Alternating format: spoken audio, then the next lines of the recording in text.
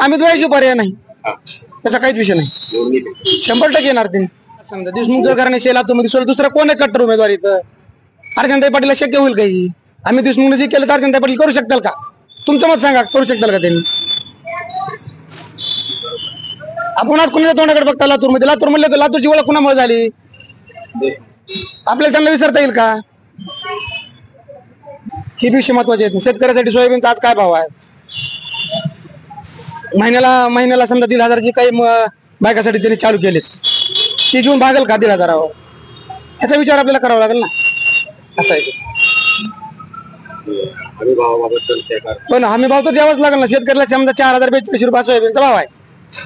त्याच्यामध्ये शेतकऱ्यासाठी आज शिल्लक काय राहिलेले मला सांगा तुम्ही?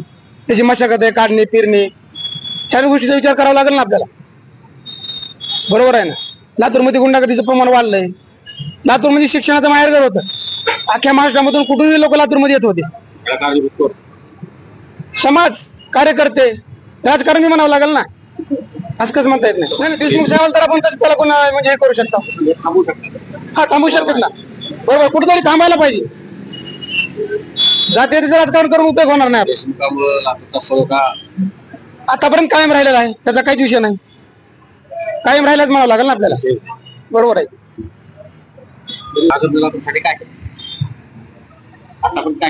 नाही, बीजेपीचं तर काहीच नाही लातूरसाठी, काहीच नाही.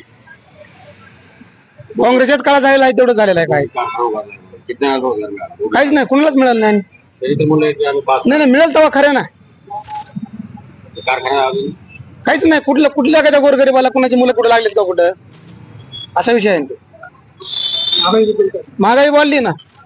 महागाई तर भयंकर वाढली. 1,500 रुपये महिन्याला बायकाला दे, मग त्यांचं भाव लागले का? 1,500 रुपये देऊन 350 सिलेंडर आज 1,100 रुपयावर नेलं. कसं करायचं? किती महत्वाचं आहे ना. तेलाचा काय भाव होता? तेलाचा काय भाव आहे? किराणाचा काय भाव होता? काय भाव झालाय?